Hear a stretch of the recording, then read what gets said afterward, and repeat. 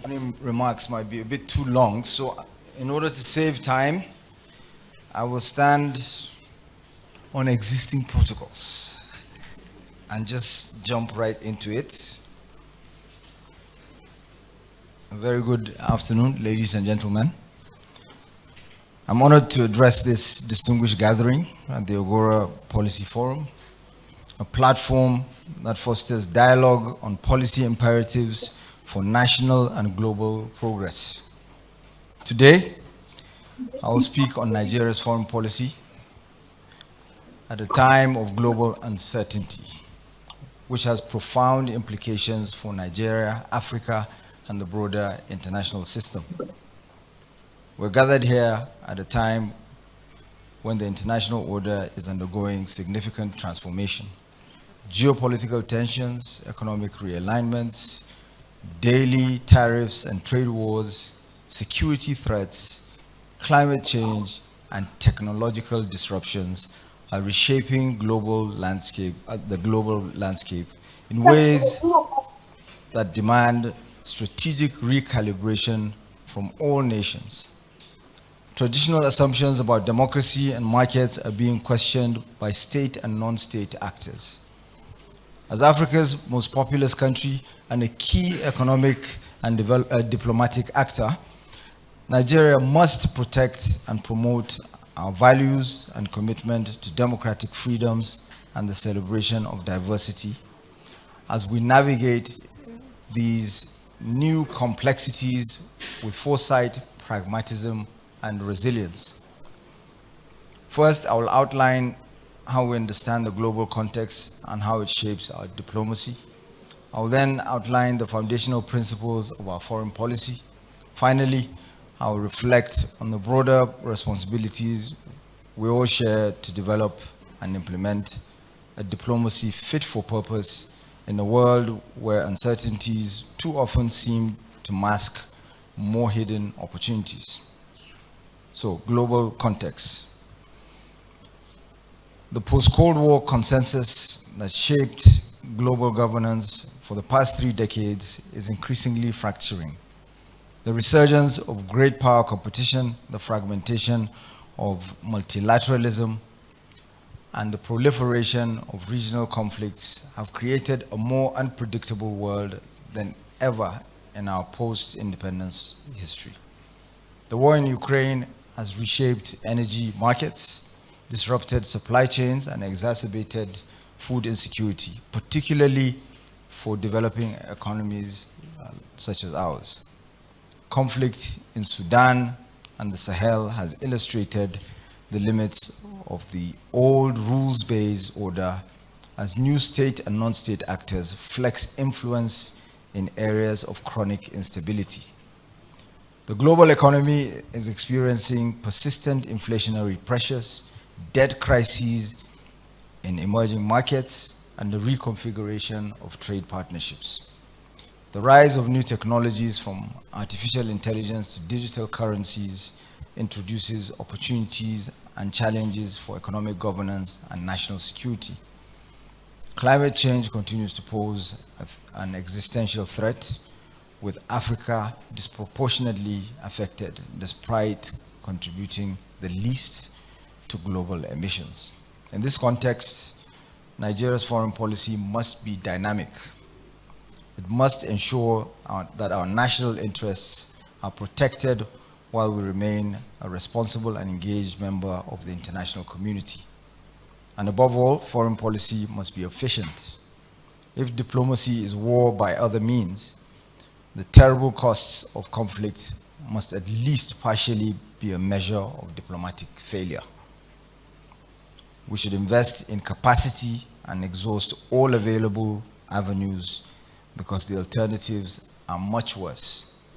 In that sense, the triumph of diplomacy should be measured as much by what we do not see, what we can avoid, and what we do see.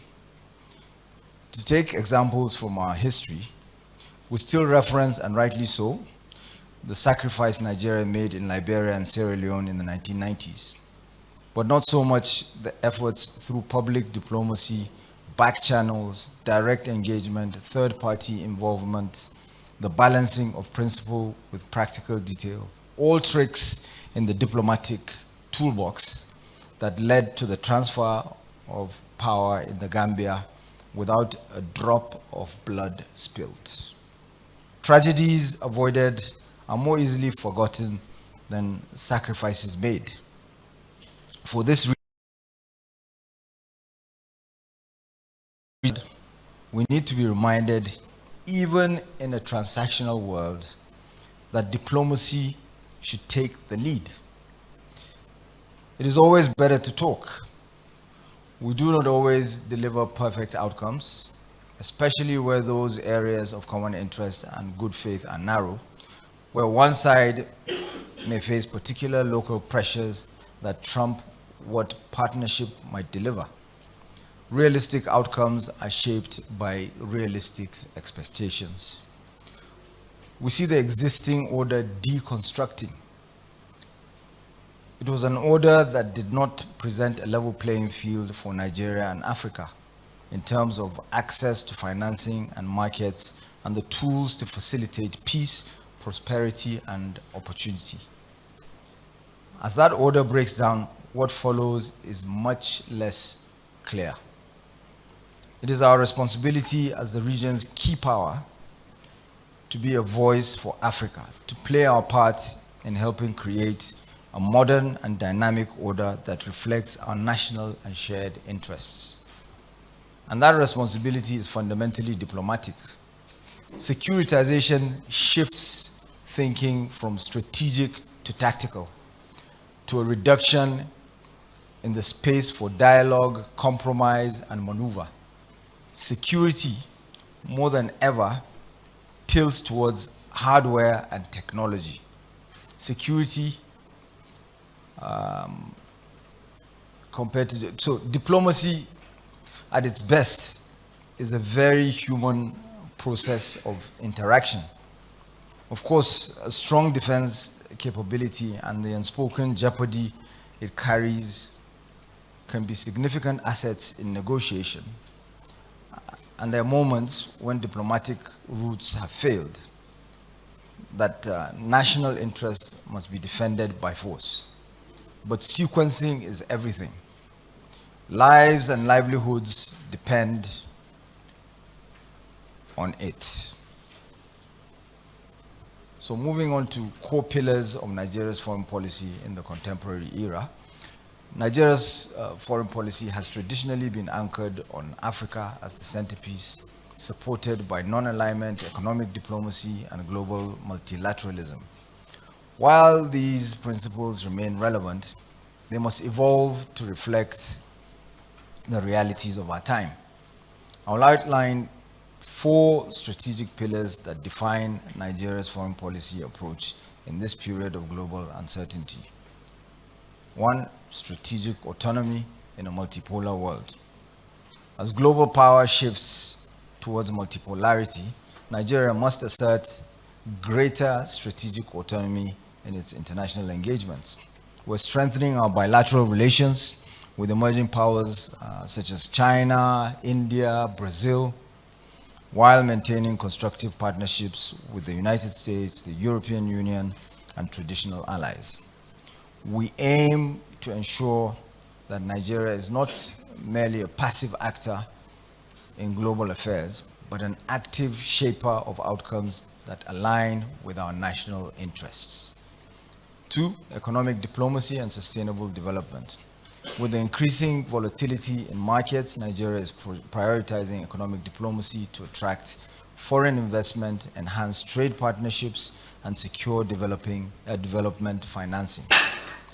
The implementation of the African Continental Free Trade Area presents a unique opportunity for Nigeria to consolidate its position as a regional economic hub. An important case in point, especially regarding diversification and the creation of new markets, is the Trans-Saharan gas pipeline. The project is a planned natural gas pipeline from Nigeria to Algeria.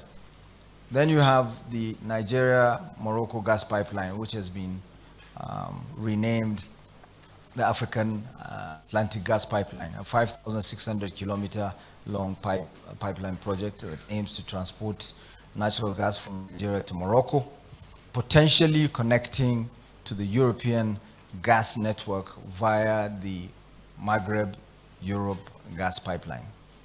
Both projects present a unique opportunity to diversify Europe's gas supplies and represent potent physical symbols of Nigeria's place in a new international order. Beyond trade, economic diversification remains a core priority. To reduce over-reliance on hydrocarbon revenues, we're deepening engagement with global partners in renewable energy, technology transfer, and industrialization. Economic diplomacy is not just about investment flows, it's about ensuring that Nigeria is well positioned to benefit from emerging global value chains. I'm not even going to delve into critical minerals and the solid minerals sector.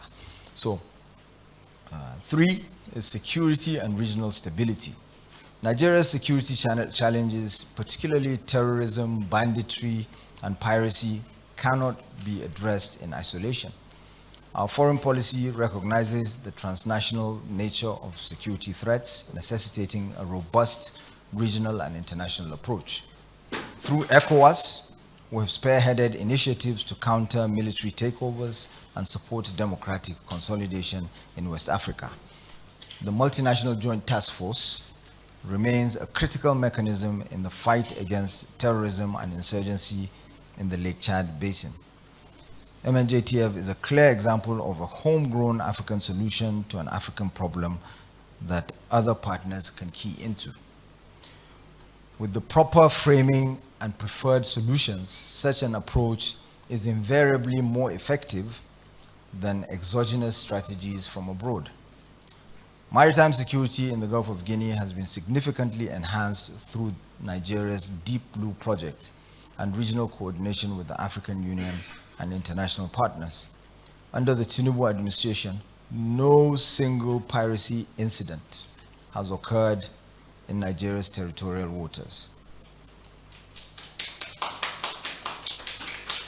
Safer sea routes mean lower shipping and insurance costs, which in turn boost industry, jobs, and opportunities.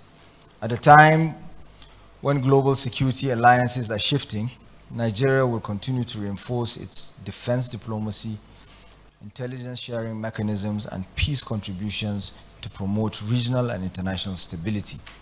The world needs a militarily stronger Nigeria to keep our region and the African continent safe. The prevailing pay-as-you-go approach to weapons systems requires that Nigeria domesticates production with the help of willing partners. This requires deft diplomacy and diplomatic nous, which the Tinubu administration is deploying via the 4D. 4, multilateralism and Nigeria's global voice. In an era of straining multilateralism, Nigeria remains committed to strengthening global institutions to ensure they are more inclusive and responsive to the needs of developing countries. Nigeria continues to advocate for UN Security Council reform, calling for permanent African representation to reflect contemporary global realities. Our participation in forums such as the G77, BRICS Plus, and the Commonwealth ensures that we champion the interests of the global South in trade, climate negotiations, and financial negotiations. Climate diplomacy is a key priority as Nigeria pushes for a just transition that secures climate financing for African nations and promotes green industrialization. Multilateral engagement is not merely about diplomacy, it is about leveraging collective action to address challenges that no country can tackle, from pandemics to cyber threats. So, Nigeria's foreign policy and the role of thought leadership. A nation's foreign policy is only as firm as the intellectual and strategic framework that underpins it. This is why fora such as the Agora Policy Roundtable are invaluable. Policymakers, scholars, and industry leaders must collaborate to provide thought leadership that informs our diplomatic choices. Nigeria must remain proactive, adaptive, and innovative in its foreign engagements as it navigates global uncertainty. Evidence-based policy making, a long-term vision, and a commitment to national and continental advancement must underpin our strategy. In conclusion, distinguished guests, Nigeria's foreign policy during a time of global uncertainty is not merely about responding to external pressures, but also about shaping our destiny within the international order. It is about ensuring that our economy is resilient, our security is safeguarded, voice is amplified in global decision-making. As we look to the future, I urge all stakeholders, diplomats, academics, business leaders, and civil society to play their part in strengthening Nigeria's global standing. The task is complex, but with strategic foresight and national unity, we will position